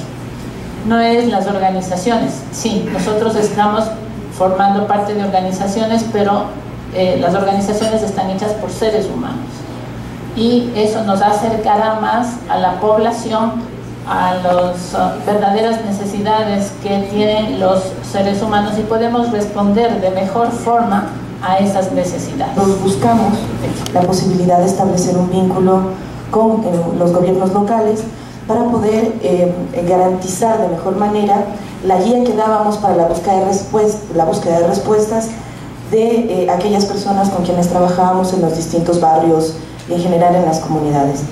Y una de las dificultades con las que nos encontramos, más allá de todo lo que se ha planteado, la posibilidad de mejorar formas de comunicación, poder identificar cómo se interrelacionan varias unidades o servicios que se ofrecen desde los gobiernos locales en beneficio de las comunidades. Uno de los mayores inconvenientes que nosotros hemos encontrado en este último año de trabajo, básicamente, ha sido el desconocimiento que tienen los mismos efectores de los servicios de los gobiernos locales en referencia a las políticas y sobre todo a su posición como garante de derechos. Nosotros intentamos, bajo esa también visión utópica en cierto momento, de encontrar desde la misma estructura de los gobiernos locales la posibilidad de generar una red que posibilite identificar la ruta crítica que sigue, por ejemplo, un niño que detectamos en una escuela que es víctima de violencia institucional o violencia intrafamiliar o violencia sexual, para que se pueda dar una respuesta a la problemática. Y el problema es que tampoco esta ha sido la vía, porque no se nos reconoce como agentes para poder buscar esa respuesta. Los consejos de equidad y justicia no nos reciben porque somos estudiantes de psicología en el espacio de la práctica preprofesional y no reciben las denuncias. Las escuelas no se quieren hacer cargo, los médicos en los centros y subcentros de salud tampoco. Entonces, nosotros tenemos el cuestionamiento permanente de qué le estamos enseñando a nuestros estudiantes en formación. Que en realidad la política es solamente algo que se plasma en el papel y el papel resiste todo. Porque en terreno, aun cuando, hablando del municipio, tiene dispositivos en terreno que al menos en los documentos se supone que son las instancias en donde se interrelaciona el trabajo de las distintas secretarías, muchas de ellas se nombran como parte del Consejo de Protección Integral. En realidad estos dispositivos en terreno no operan. Una de las inconvenientes porque no existen modelos de gestión. Entonces al final nadie sabe qué hace. Entonces Inclusión Social no interviene con sus programas porque eso es competencia de quienes se hacen cargo del programa de 60 y piquito. Pero tenemos adultos mayores que son víctimas de abuso sexual. Y entonces ¿a quién recurrimos? 60 y piquito nos dice que no, porque ellos se encargan más de tareas en realidad recreacionales. Vayamos a los centros de equidad y justicia. Vamos a los centros de equidad y justicia. Vamos allá y nos dicen no, es que tiene que venir un familiar, un representante. Y terminamos en realidad con la sensación de estar metidos dentro de una caja. Y no importa para dónde giremos, igual nunca salimos, ¿sí? Y yo no sé en qué medida la estructura que veo ahora, que en realidad da la idea de una estructura muy bien armada, a mí me sigue generando la inquietud de cuando llegamos a terreno, y yo tengo estudiantes que se encuentran en una escuela, que es un área de incidencia de un CDC específico, encontramos casos de niños, por ejemplo, que sufren violencia institucional, porque tienen dificultades de aprendizaje que no son detectadas, porque necesitan evaluaciones neuropsicológicas y no hay quien las pueda realizar porque no reciben atención ni citas en ningún centro de atención médica, ni público y menos aún privado, porque por la situación socioeconómica no pueden acceder, ¿sí? ¿Cómo a través de esta estructura vamos a poder resolver esas problemáticas que en terreno se presentan, ¿sí? Y otro problema que quería situar es el de la participación. Nosotros entramos haciendo diagnósticos participativos en las comunidades y yo recuerdo mucho el año anterior en una de las zonas del centro histórico que una señora de 82 años que conocemos ya hace 5 años en varias de las instancias que estamos, nos escuchaba hablar mucho de la participación, de los diagnósticos participativos, ¿no? Y ella se paró y nos hizo una intervención que nos hizo reflexionar mucho sobre la concepción que se tiene a veces sobre la participación, creyendo que la gente participa porque en función de que lo que nosotros presentamos está bien y creemos que está bien. Entonces eso implica como una obligatoriedad de entrar a la gente, de tener que sumarse a esa propuesta. Y muchas veces se deja de lado el hecho de que la mayor parte de personas desconocen qué es lo que le están planteando, porque no entienden los términos que se utilizan para difundir este tipo de información. Y esta señora nos decía, lo que pasa es que ustedes a veces creen que esto es hacer como cuando uno va a la iglesia. Entonces decíamos, sí, la señora Domitila decía, esto es como hacer un acto de fe. Y la participación no es un acto de fe. La participación es un compromiso. Y la gente se compromete cuando conoce y tiene claridad sobre en qué se está metiendo. Y una de las mayores dificultades que tenemos en ese trabajo terreno es que muchas veces ni siquiera los efectores de los servicios tienen claridad sobre qué están haciendo y por qué lo hacen. Entonces, en la medida en que el sistema no plantee como una prioridad no solo la participación, sino como planteaba Doris, la comunicación, ¿no? Seguirá siendo una muy buena estructura, pero que en terreno va a seguir sin responder, ¿no?, a ese papel de garantes de derechos, que creo que todos lo somos, no solamente con las poblaciones consideradas en alta vulnerabilidad, sino las somos de todas las personas con las que interactuamos permanentemente, ¿no? Gracias. En la parte de discapacidad es una de las impresiones que tengo. Cada discapacidad es un mundo aparte, pero un mundo entero que necesitamos especializarnos en cada una, porque vemos que dentro de las mismas discapacidades seguimos excluyendo, ¿sí? Y muchas veces en este espacio de reflexión que decimos queremos que Quito sea una ciudad inclusiva, también nos invita a pensar que cada categoría que estamos mencionando seguimos excluyendo. En el Centro de Psicología Aplicada lo que hemos visto en la práctica es muchos pedidos de evaluaciones e intervenciones psicopedagógicas, y vemos que el currículo tampoco están preparando a los estudiantes para que podamos trabajar en esas áreas de especificidades. Pero sí nos gustaría como reto y desafío involucrarnos en que cada universidad o los espacios cojamos por poner un ejemplo, una discapacidad específica y que nos volvamos en especialistas en esa discapacidad.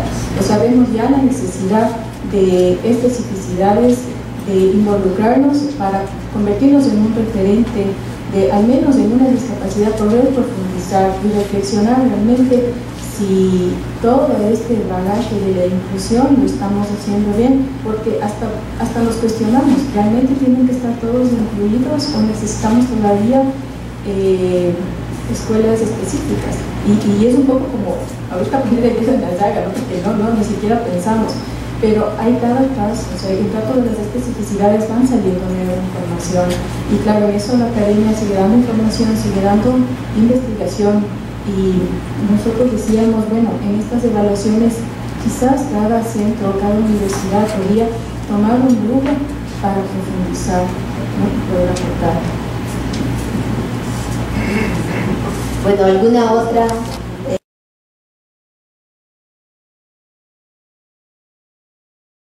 Expectativas que tenemos todos los ciudadanos y ciudadanas, si es que efectivamente desde el punto de vista del conocimiento, de la investigación, de la práctica académica, Es una propuesta que va a dar respuestas, que si están bien los enfoques, que si están bien las finalidades, etcétera. Realmente eso es lo que queríamos escuchar de ustedes. No va a ser la última reunión, efectivamente la tuvimos que hacer en este momento porque el proceso así lo determinó, pero no significa que esta sea la última reunión, al contrario, nosotros veníamos a escuchar respuestas y nos han dejado las preguntas, básicamente, pero vamos a seguir trabajando en eso y les vamos a seguir convocando a ustedes a que nos vayan ayudando a construir esas respuestas o a ir validando con ustedes esas respuestas. Es importante, sin embargo, señalar dos aspectos finales con los cuales le voy a dar la palabra a Guillermo.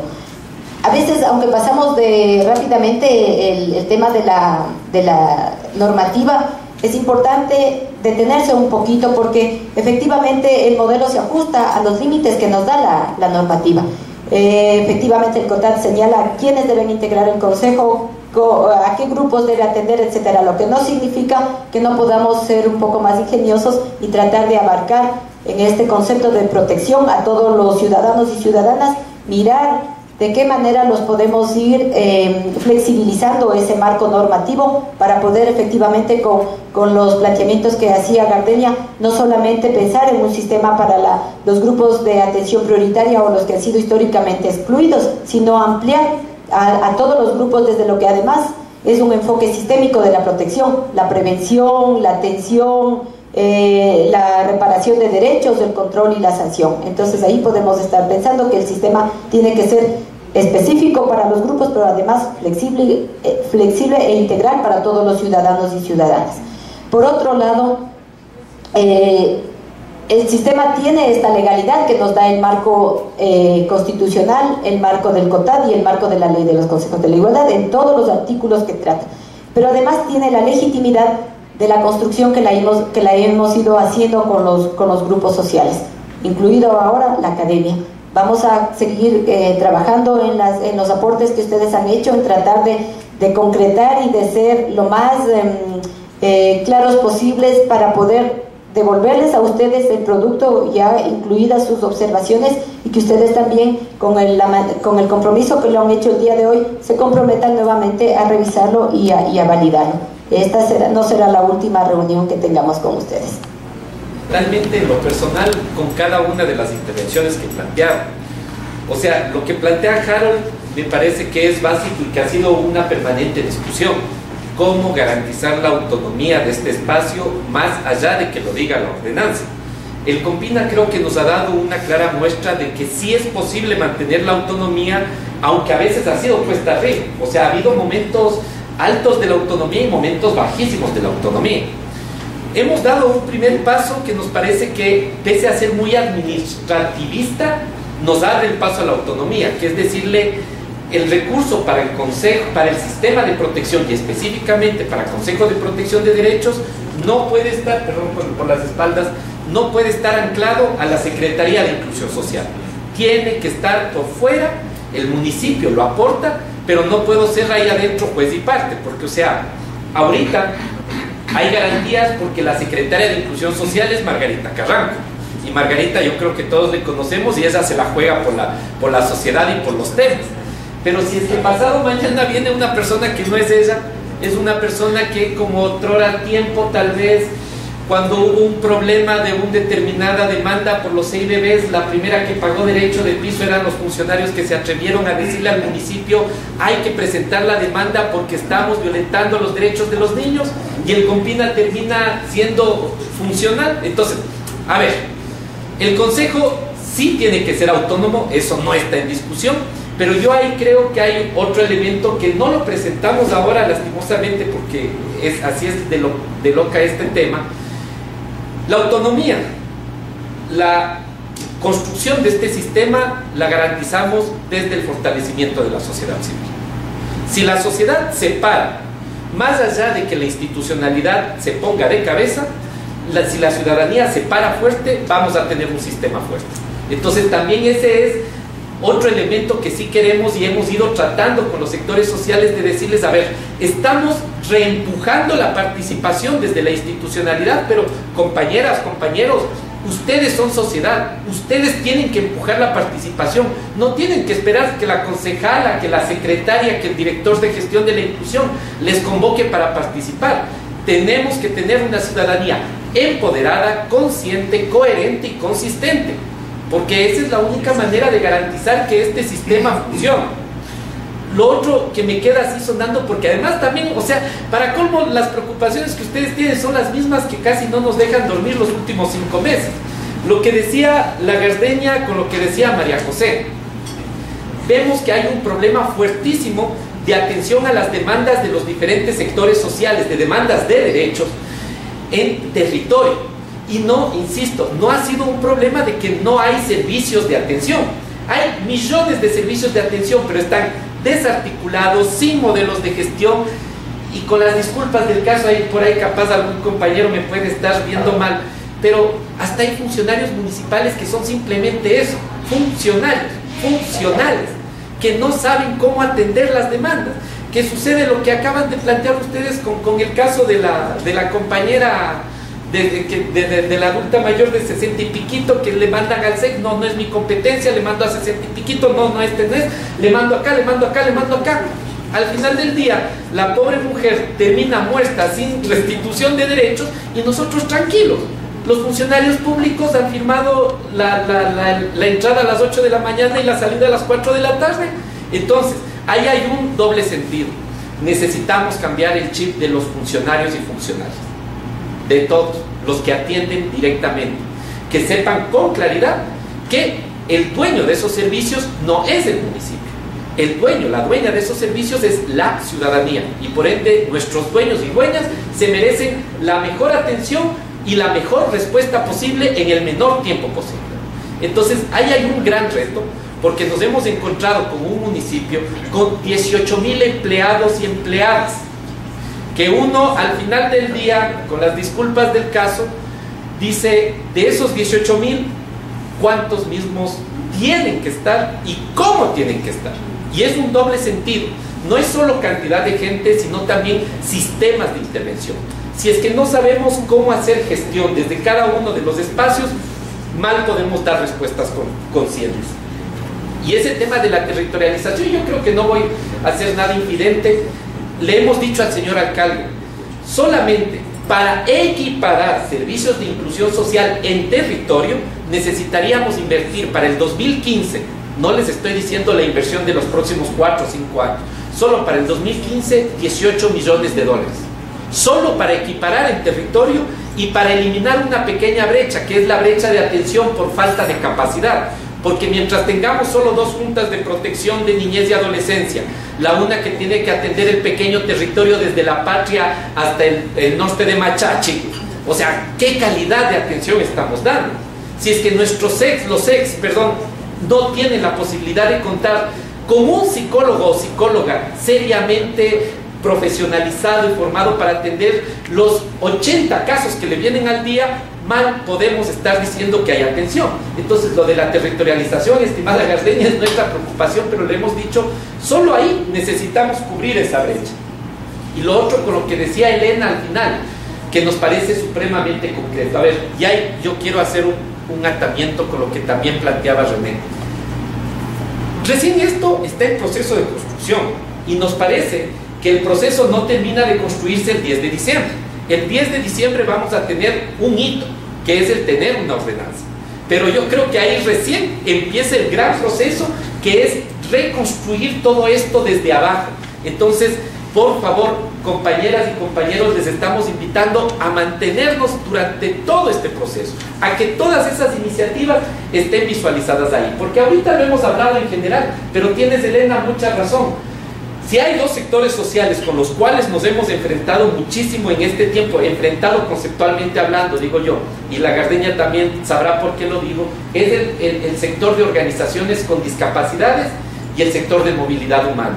Porque dentro de cada uno de esos sectores hay unas lógicas y hay unas identidades particulares y hay unos conflictos no sanados, pero impresionantes.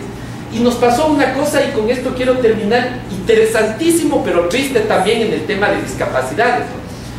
Un compañero de una asociación de ciegos levantó la mano y dijo que estaba bonita la iniciativa, pero que aquí él se sentía incómodo porque deberían estar solo las personas con discapacidades. Hasta ahí estaba todo bien. ¿Qué hacen los familiares de las personas con discapacidades aquí?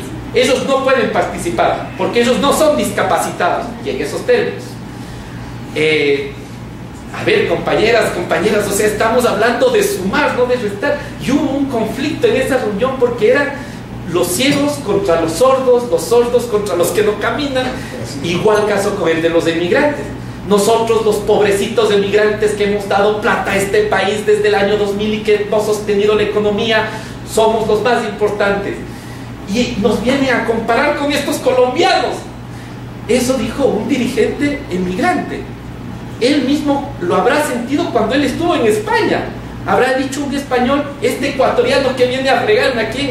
O sea, tenemos hasta esas lógicas que ir rompiendo. Yo digo, este es un tema que recién está empezando. Nosotros tenemos apenas 5 meses en este gobierno local. Las canas y las arrugas que nos han salido en estos 5 meses han sido solamente por intensidad. Pero yo creo que estamos dando pasos firmes. Ahora, esos pasos firmes tienen que estar acompañados de esto. Y me parece que es importantísimo. Y yo quisiera, perdón, ahora sí con esto terminar, es el mal de decir a cada rato quiero terminar, lo de la red. Lo de la red es algo, pero impresionantemente necesario, bueno, histórico, porque yo me quedo con lo que decía Pérez Guerrero con respecto a la universidad. La sociedad va hacia donde va la universidad. Si es que la universidad genera debate, si es que la universidad genera ideas, si es que la universidad genera pensamiento, la sociedad va a generar debate, pensamiento, posicionamiento. Entonces yo creo que un acuerdo, pero básico, de esta reunión tiene que ser ¿qué necesitamos para que esa red, desde las universidades, el municipio les acompaña, el municipio les está de ladito, pero que sea un esfuerzo desde la academia, en donde nosotros y nosotras como municipio pongamos todo lo que ustedes necesiten a disposición.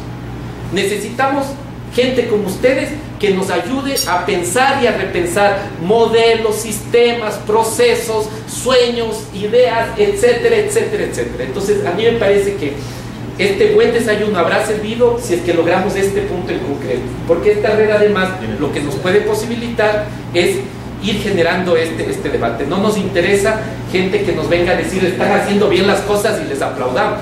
Nos interesa gente como ustedes que nos venga a decir estará bonito, pero hace falta esto y esto, porque esa es la única manera en la que nosotros y nosotras como municipio podemos crecer. Porque es bueno ir construyendo unas actitudes colaborativas en toda la sociedad y obviamente en la universidad también. Y yo empezaría siempre más desde abajo, o sea, desde reconocer que cada universidad tiene ya implementado una serie de procesos, de experiencias en distintos temas, y que la idea sería esto de sumar y articular procesos que ya están en la marcha, ¿no es cierto? Un ejemplo, en la Universidad Andina, a raíz de que se crearon las juntas parroquiales como una forma de gobierno seccional, desde ese entonces hasta acá ha venido trabajando en procesos de formación de quienes integran las juntas parroquiales, ¿no? Para que se desarrollen capacidades para manejar lo territorial, etc. Y obviamente eso tiene que ser reactualizado de acuerdo a los cambios normativos, y etcétera, etcétera. Entonces, por decir, ahí está un espacio dado de años, ¿no es cierto?, de relación con las juntas parroquiales y de formación en ese sentido. O lo que las compañeras que están con los centros de atención psicológica vienen ya trabajando todo lo que es el tema de salud mental, que para estos procesos es fundamental, y así cada universidad viene trabajando una serie de trabajos. Entonces a veces es bueno entre universidades conocer los procesos que están en marcha, informarnos más y trabajar en una lógica de red más que formar una estructura de red que a veces vuelve a ser el espacio de disputa, quién está, quién coordina, no sí, bueno, aquí no me llevo, que sí me llevo, y etcétera, etcétera, porque así somos los seres humanos, y que pueda ser un espacio que se forma pero que sea poco operativo. Entonces a mí me parece que más práctico es propiciar esos espacios de formación, de encuentro de las universidades, que además en algunos temas están, por ejemplo en derechos humanos. Nosotros ya sabemos que universidades tienen centros clínicas de derechos humanos y medianamente intentamos articularnos en la medida de los tiempos, demandas y etcétera. Y me supongo que en otros campos también está así. Entonces yo sí creo que es difundir más lo que cada universidad está haciendo en los temas, en qué se puede apoyar, asesorar, contribuir, etcétera, y que la red irá decantando en la propia marcha, ¿no es cierto? Más que esa sea la meta, como de aquí a X fecha formamos una red de universidades en el tema de protección de derechos o cosas por el estilo, sino sumar lo que ya está establecido. Les quiero agradecer mucho a nombre del municipio, del Compina, por la presencia de ustedes, por la participación, reiterarles otra vez que de aquí ya no les vamos a soltar, les vamos a seguir convocando y vamos a seguirnos juntando con ustedes para seguir la construcción. Para seguir después de esto del Consejo de Protección y del Sistema, conociendo lo que dice la Gardenia. A ver, tenemos por temas de tiempos la presentación de las propuestas de plan de desarrollo, presupuestos, etcétera, durante esta semana. Más o menos antes de mediados de noviembre, ¿qué tal si les convocamos a las universidades para presentarles el plan operativo de inclusión social, de tal manera que justamente estos elementos que pueda decir la Andina estamos haciendo esto, en esto, en esto, en esto, la central en esto, etcétera, etcétera, etcétera, podríamos ir generando estas articulaciones? Si quieren, nos podemos comprometer a que eso les presentamos hacia mediados de noviembre, cuando tengamos ya en claro el panorama sobre cosas concretas. De acuerdo. Así como para también presentarles el borrador de la ordenanza antes de que sea también entregado a la Comisión de Género y al alcalde. Nuevamente muchas gracias a todos ustedes, a todos y a Aldeas Infantiles de SOS por habernos permitido compartir este espacio. Buenos días.